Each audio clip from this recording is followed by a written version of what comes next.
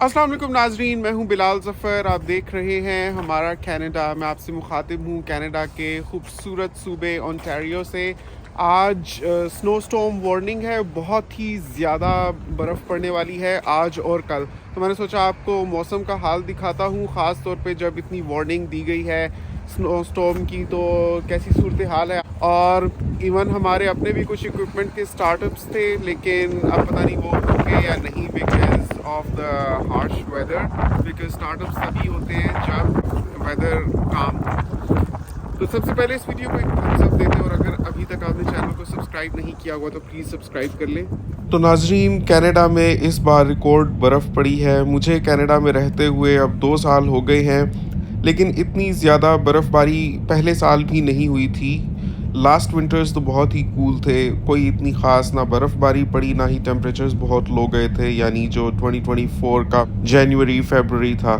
लेकिन इस बार बहुत ज़्यादा ठंड पड़ी है, और अब तो ऐसी वार्निंग आ गई है कि बहुत सी जगहों पर कल छुट्टी है, इवन स्कूल्स भी बंद होंगे, और बहुत लोग शायद काम पर भी ना जा सकें, क्योंकि वैसे तो ऑब्वियसली गाड़ी में ही बैठकर जाना होता है, लेकिन बहुत ज़्यादा बर्फ़बारी की वजह से विज़न ऑब्सक्योर हो जाता है, ब्लर हो जाता है। और दूसरी ये चीज़ कि इवन दो सड़कें साथ-साथ साफ़ की जा रही होती हैं, लेकिन उसके बावजूद गाड़ी के स्लिप होने का ख़तरा होता है, बावजूद इसके कि विंटर टायर्स लगवाए हुए होते हैं। ख़तरनाक मौसम है इस हफ़्ते। फिसलने के खतरे की वजह से गाड़ियाँ भी मैक्सिमम स्पीड से कम पर चल रही होती हैं, जिसकी वजह से रफ़्तार भी आहिस्ता हो जाती है, तो ज़रा देर भी लगती है आने-जाने में। तो आज हिना कह रही थी कि कुछ बाहर से रेडीमेड खा लेते हैं, लेकिन क्योंकि स्नो स्टॉर्म है तो मैंने सोचा कि जाते हुए खुद ही ले जाता हूँ मैं, और ज़्यादा ड्राइविंग अवॉइड करनी चाहिए, क्योंकि ऑब्वियसली ऑफिस में था तो घर तो मैं जा ही रहा था, तो रास्ते से फिर सोचा कुछ पिकअप कर लेते हैं। तो मैंने पिछले हफ्ते कुछ वीडियोस अपलोड की थी घर के सिलसिले में कि कनाडा में जो लोग घर ख़रीदते हैं मॉर्टगेज पर, और सारी सारी उम्र लग जाती है उसकी मॉर्टगेज पे ऑफ करने में, और घर फिर भी पेड ऑफ नहीं हो पाता, और वो अगली जनरेशन को ट्रांसफ़र हो जाता है। तो कल मुझे एक मैसेज आया हुआ था व्हाट्सएप पर। आपको पता है कि मैं वीडियो की डिस्क्रिप्शन में अपना नंबर देकर रखता हूँ व्हाट्सएप वाला, तो बहुत लोग उस पर अप्रोच करने की कोशिश करते हैं। तो एक ख़ातून ने अपनी ज़िंदगी की कहानी बयान की हुई थी व्हाट्सएप मैसेज में, तो मैंने सोचा कि आपके भी गोश गुज़ार करूँगा। वो कनाडा से ही हैं, और कहती हैं कि बिलाल बेटा, आपकी मैंने वीडियोस देखी हैं कि आप बताते हो कि कैसे कनाडा में घर लेना मुश्किल है, लेकिन साथ ही साथ एक सोशल प्रेशर होता है। जिन लोगों ने घर लिए हुए होते हैं वो एक म्यार सेट कर देते हैं दूसरों के लिए भी कि हमने लिया है, अब आप कब ले रहे हैं अपना घर। और लोग यहाँ पर आकर अपना घर लेने को एक ज़रूरत की तरह समझते हैं। तो हम भी जब आज से 13 साल पहले आए थे कनाडा यूके से, उससे पहले यूके रहते थे, तो वहाँ से इमिग्रेट करके कनाडा आए थे। तो आते साथ अपना घर ख़रीदा यहाँ पर, और सिर्फ डाउन पेमेंट ही दी थी, और उसकी मॉर्टगेज अभी तक पे ऑफ हो रही है। तो मेरे बच्चों की शादियां हो गई हैं। मेरे 2 बच्चे हैं, एक बेटा और एक बेटी। दोनों अमेरिका में होते हैं, और दोनों की शादियां हो गई हैं। अब इतना बड़ा हमने घर लिया हुआ है, मैं हूँ और मेरे हस्बैंड हैं, और हस्बैंड की भी तबीयत सही नहीं रहती, वो चलने फिरने में उनको अब तकलीफ़ होती है, आर्थराइटिस के मरीज़ हैं। लेकिन घर में हम लोग दोनों खुद ही हैं, कोई हाउस हेल्प तो नहीं रखी हुई। और बेटी तो अलग अपने घर में रहती है, ज़ाहिर उसकी शादी हो गई है, और बेटा भी अमेरिका में रहता है, और उसकी वहाँ पर जॉब है, और वो यहाँ पर नहीं आ सकता। उसकी शादी भी हो गई है, और बहू के साथ भी हमारी नहीं बन सकती, बिकॉज़ वो और तरह की है उनके लहजे से। और उन्होंने खुद भी बताया था कि वो पहले पाकिस्तान से बिलोंग करते थे, लेकिन उसके बाद वो लोग इंग्लैंड मूव कर गए थे, और मतलब अरसा दराज से वो पाकिस्तान को छोड़ चुके हुए हैं, तकरीबन पिछले 25 साल से। इंग्लैंड से कनाडा मूव हुए हैं तकरीबन 13 इयर्स अगो। तो बेटे ने शादी कर ली है अमेरिका में एक गोरी से, तो ज़ाहिर है उसका तो टोटल कल्चर ही डिफरेंट है इनसे। तो बताती हैं कि हम 1 हफ़्ते से ऊपर ना तो उनके घर जाकर रह सकते हैं और ना ही वो लंबे टाइम के लिए यहाँ पर आकर रहते हैं। मतलब उनका बहुत बड़ा घर है यहाँ ओंटारियो में और कहते हैं कि इतने बड़े घर में हम बस अकेले ही रहते हैं। तो बस हम दोनों खुद ही घर में रहते हैं और मेरे शौहर की भी तबीयत सही नहीं है। मुझे उनको दोनों को जोड़ों का दर्द है, आर्थराइटिस के हम मरीज़ हैं और ठंड में ना तो बाहर निकल कर बर्फ़ साफ़ की जाती है, अपना घर ख़रीदा हुआ है और ज़ाहिर है कि जिसका घर होता है उसकी ज़िम्मेदारी होती है बाहर निकल कर बर्फ़ भी साफ़ करना और हर तरह के काम करने होते हैं, बाज़ार से सौदा सलफ़ लाना। हालाँकि वो लोग पहले भी बरतानिया में रहते रहे हैं, लेकिन उसके बावजूद इतने अभी टेक सेवी नहीं है कि ऐप्स का इस्तेमाल कर सकें या उनको पता हो। जैसे आपको पता है कि कनाडा में अगर आप नहीं जाना चाहते ग्रोसरी करने के लिए, तो आप घर बैठे भी मँगवा सकते हैं। Are there boneless wings? Boneless wings? How much is that? Boneless wings, you are looking with the combo or Just the boneless boneless wing. wings?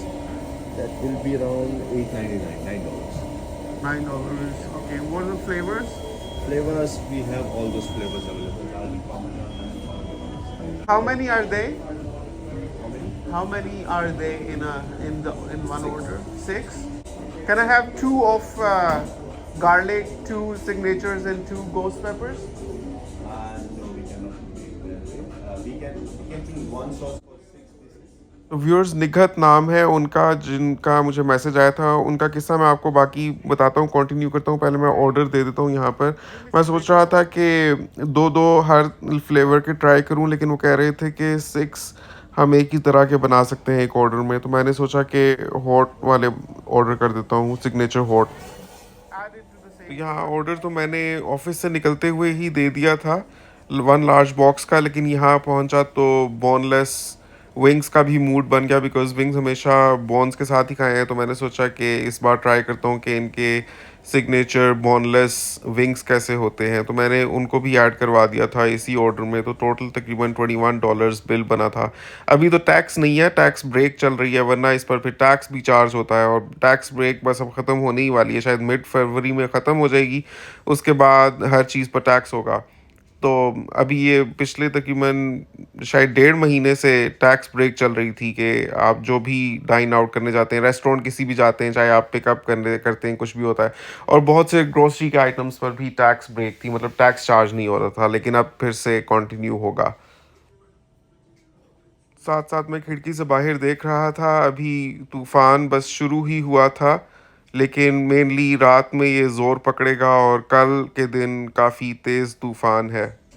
वैसे इनकी ये साथ में स्टार्टर्स की डील्स भी अच्छी हैं, एक मिनी सैंडविच भी मिल जाता है $4 का और पेट तो उससे भी भर जाता है और थोड़ी डाइटिंग ही हो जाती है, पोर्शन साइज़ छोटा होता है तो। Um, Fanta, please. No.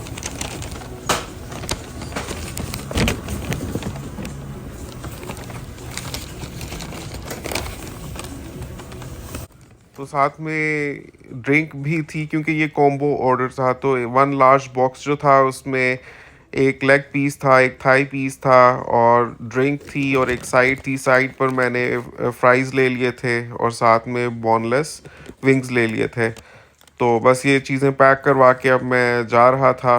बाहर निकला तो इतनी ज़्यादा ठंड लगी, बिल्कुल जैसे हाथ फ्रीज़ हो गए थे। मैं दौड़ के गाड़ी में जाकर बैठा और मैं सोच रहा था कि ये तो ठीक है जो खाना है, लेकिन ड्रिंक कैसे लेकर जाऊँगा? फिर मेरा ख़्याल आया कि आगे इसका कप होल्डर है, लगे हुए हैं गाड़ी में आगे, उसको प्रेस करते हैं बटन तो वो कप होल्डर्स निकल आते हैं। तो उसमें मैंने फिर रख दी थी ताकि सेफ़ तरीके से चली जाए और स्पिल ना हो। और ऊपर तो खैर कैप लगा ही हुआ था फैंटा के। मैंने आइस नहीं डलवाई थी, पहले ही इतनी ठंड थी। वैसे भी हम लोग फ़िज़ी ड्रिंक्स नहीं पीते, बस 1-2 घूँट ही लेंगे, बाकी फेंका ही जाएगा।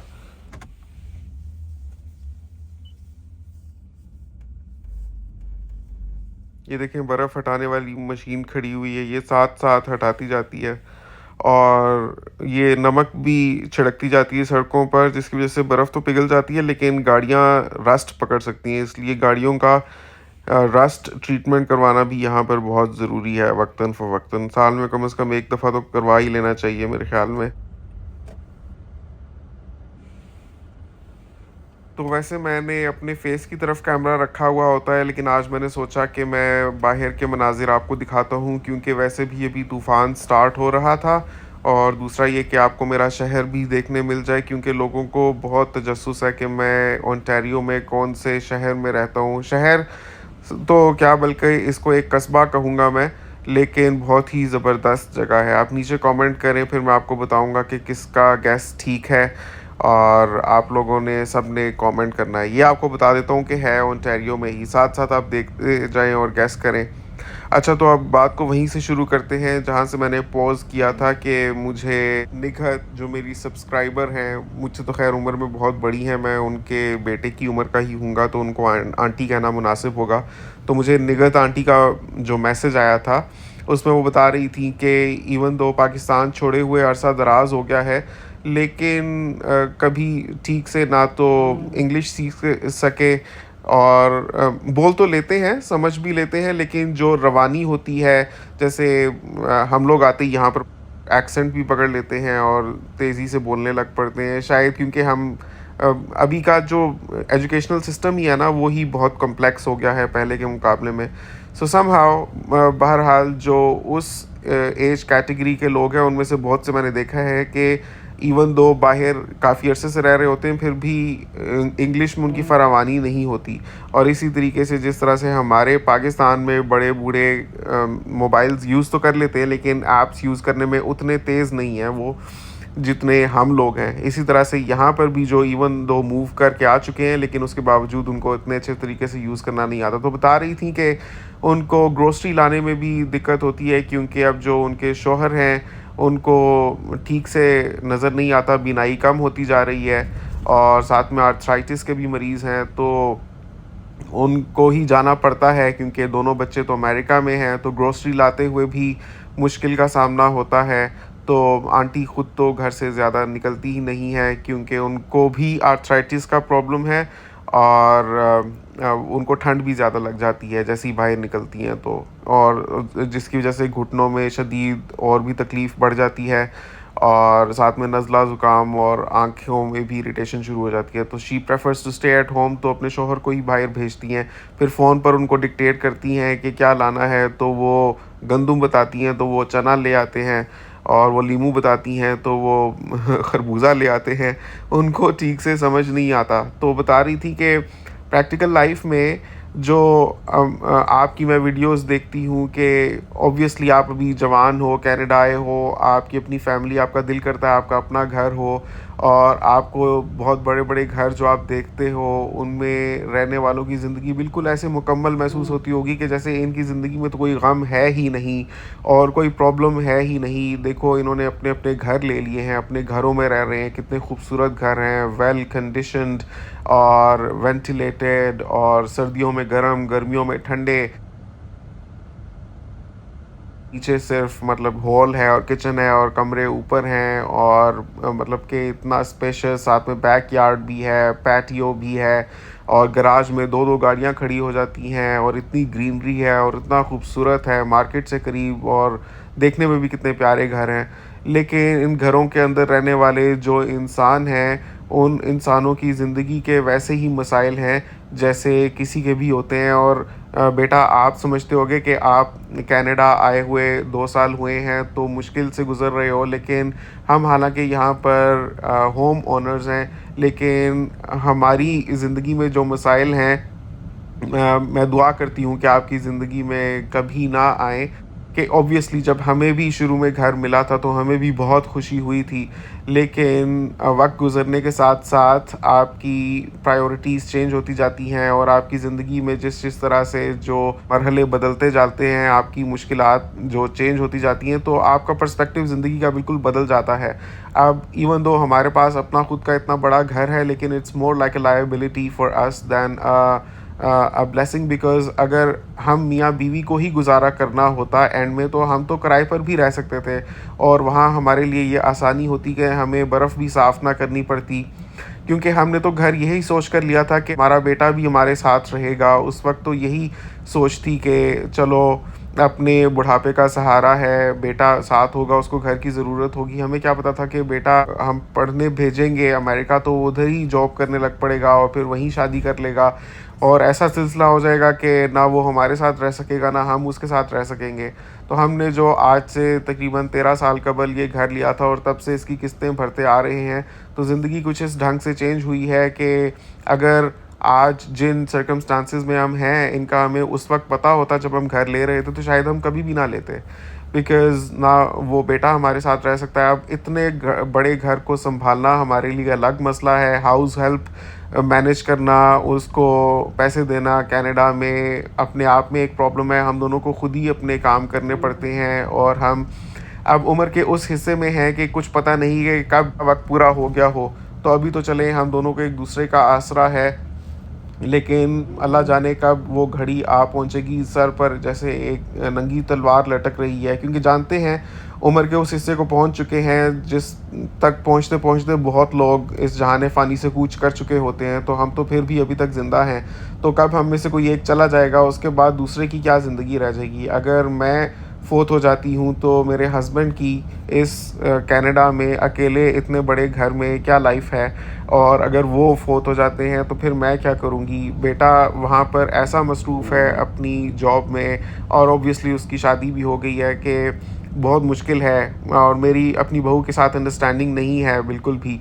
तो इतने बड़े घर को मुझे ही सँभालना है और मुझे ही इसकी मॉर्टगेजेस भी पूरी करनी है।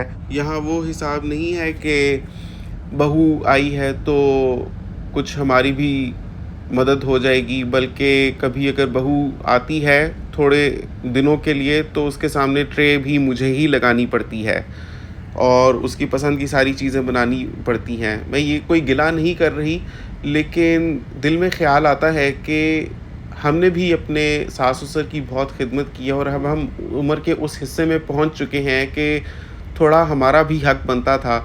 और ये कहते-कहते उनकी आवाज़ भर आई और उनके मैसेज से पता चल रहा था जैसे वो अपने दिल की भड़ास निकाल रही हों, लेकिन गुस्से में नहीं, बहुत दर्द भरी सी आवाज़ थी उनकी, ऐसे जैसे रोने सी लग पड़ी थी, जैसे हिचकियाँ बंध गई हों।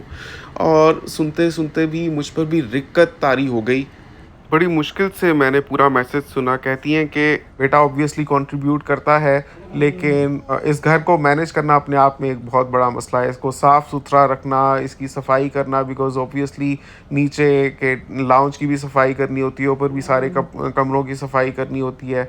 और हमारा तो अब उम्र के इस हिस्से में आकर ये आलम हो गया है कि टीवी का रिमोट गुम जाए तो वो नहीं मिलता कि वो कहाँ है, और टीवी का वॉल्यूम ऊँचा करना हो तो समझ नहीं आती कौन-सा बटन प्रेस करें। वही वॉल्यूम का दबा रहे होते हैं तो वो काम नहीं कर रहा होता समटाइम्स। कभी कोई स्विच काम करना छोड़ देता है, कभी वेंटिलेशन के इश्यूज़ आ जाते हैं। घर का जो सेंट्रल हीटर है, जो डक्ट्स हैं सही तरीके से घर को गर्म नहीं कर रही होती सर्दियों में, उनकी सफाई करनी होती है। खुद ग्रिल्स साफ़ करती हूँ तो डस्ट से मुझे ऐसी एलर्जी होती है कि हफ्तों तक साँस का इशू हो जाता है, ठीक से साँस नहीं आती।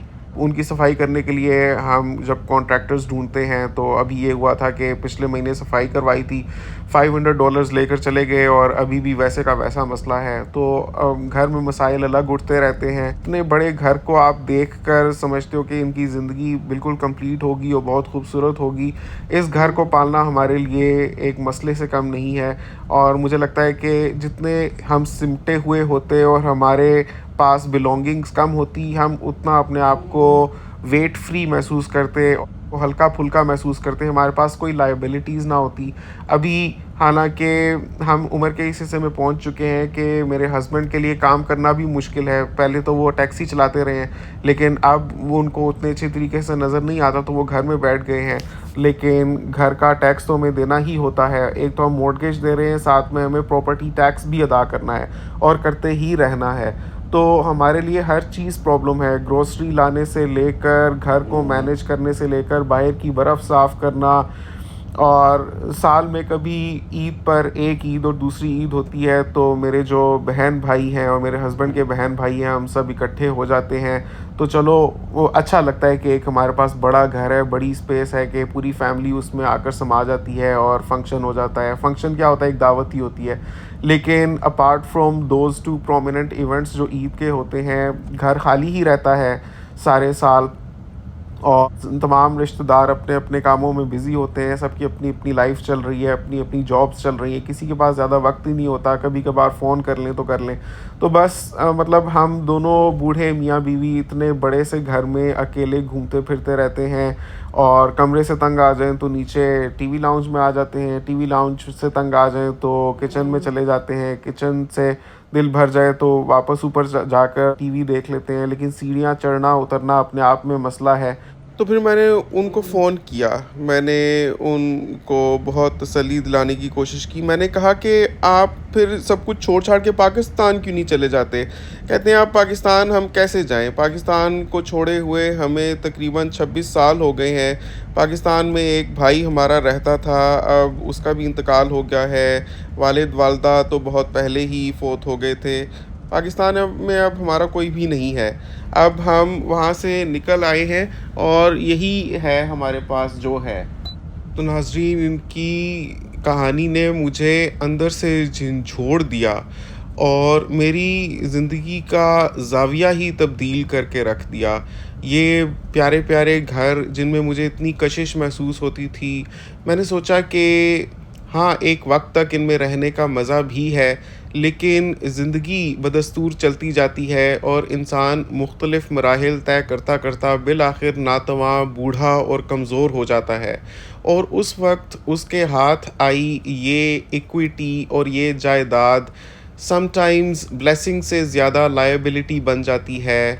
अब इस तरह का कोई कपल है, क्योंकि कपल ही मैं कहूँगा, बच्चों की तो शादी होगी वो तो चले गए। अगर कोई कपल है जो नॉर्थ अमेरिका में या वेस्ट में कहीं भी या यूरोप में रह रहा है, उनके लिए मैं समझता हूँ कि बहुत ज़्यादा कन्वीनियंट हो अगर वो किराए पर रहते हों, क्योंकि ना तो उनको बर्फ़ साफ़ करनी पड़े और थोड़ी स्पेस हो। बहुत बड़ा घर लेने की ज़रूरत नहीं है, 2 कमरों का भी हो तो उनके लिए काफ़ी है। इतना हो जो उनके लिए मैनेज करना आसान हो और ग्रोसरीज़ वो घर पर ईज़िली डिलीवर करवा सकें और आस-पास कोई अपने जैसे रहने वाले और लोग हों। बल्कि मैं समझता हूँ शायद apartment living would be best for such people, क्योंकि उसमें उनको अपने इर्द-गिर्द आस-पास देसी फैमिलीज़ भी मिल सकती हैं। हो सकता है कोई अपने हम उम्र, कोई अपने कल्चर के, अपने मिज़ाज के लोग भी मिल जाएँ जिनके साथ दुआ सलाम भी हो सके without having to go out in the parks during the summer to socialise. मुझे अंदाज़ा हुआ कि जिस तरह से मैंने अपनी पिछली वीडियोज़ में भी बताया था कि ये सारे घर देखने में इतने खूबसूरत लगते हैं और बंदे का दिल करता है कि हमारे पास अपना भी हो, तो इनको वाक़ई पे ऑफ करते हुए इंसान की पूरी ज़िंदगी गुज़र जाती है। और जब एंड में उसकी मॉर्टगेज थोड़ी रह गई होती है और घर की इक्विटी काफ़ी बन चुकी होती है, तो इंसान यही सोचकर घर लेता है कि चलो हमारे कम से कम पैसे सेव हो रहे हैं, इक्विटी तो बन रही है। लेकिन वो घर इंसान कभी सेल ऑफ नहीं करता, बिकॉज़ अगर बेचेगा तो नया घर उससे भी ज़्यादा महंगा होगा। तो ये जो पॉइंट हमारे ज़हन में होता है कि कम से कम इक्विटी बन रही है, ये बेसिकली पॉइंटलेस ही है, बिकॉज़ वो इक्विटी कभी भी आपके हाथ नहीं आनी। आपको सिर्फ़ एक लिविंग एक्सपीरियंस ही मिलेगा उस घर में रहने का, इस अंडरस्टैंडिंग के साथ वो घर आपका अपना है। लेकिन it only goes that far. अगर आप किराए पर भी रहते हैं अच्छे से घर में, तो लिविंग एक्सपीरियंस तो आप वहाँ ले सकते हैं। तो मेरा घर आ गया है, तो आज ये मैं देख रहा हूँ कि कूड़ा रखा था बाहर लेकिन लेकर नहीं गए, क्योंकि शायद वजह ये थी कि मैंने थोड़ा-सा पीछे करके रखा था, तो कूड़ा उठाने वालों ने इतनी ज़हमत नहीं की कि थोड़ा-सा आगे होकर कूड़ा उठा लेते हैं। अब मुझे इसको वापस खुद ही डिस्पोज़ ऑफ करना पड़ेगा। चलें, अब मैं अंदर जाकर हिना और बच्चियों को सरप्राइज़ देता हूँ, उनको बहुत खुशी होगी खाना लेकर। तो बस मैं रैप अप करता हूँ। आज के जो मैसेज था निगहत आंटी का, मुझे तो बहुत ही ज़्यादा ज़िंदगी का एक डिफरेंट पहलू उन्होंने दिखाया और मेरी अंडरस्टैंडिंग तो पहले भी कुछ इसी किस्म की थी, लेकिन ज़ाहिर है कि जैसे-जैसे वक्त गुज़रता है इंसान दूसरों के तजुर्बों से भी सीखता है, तो ज़िंदगी में हम बहुत सोचते हैं कि हमें ये भी चाहिए, ये भी चाहिए, ये भी चाहिए, ये भी चाहिए, लेकिन पल की खबर नहीं होती। और वो चीज़ें जो दूर से देखने में बहुत ही हसीन और पुरकशिश लग रही होती हैं, दरअसल वो जिनके पास भी होती हैं तो वो उन्हीं को पता होता है कि उनके पास होने की कितनी खुशी है उनको, या वो वाकई वो अहमियत रखती हैं जो हम समझते हैं कि उनकी अहमियत है तब तक जब तक कि वो हमारे पास नहीं होती।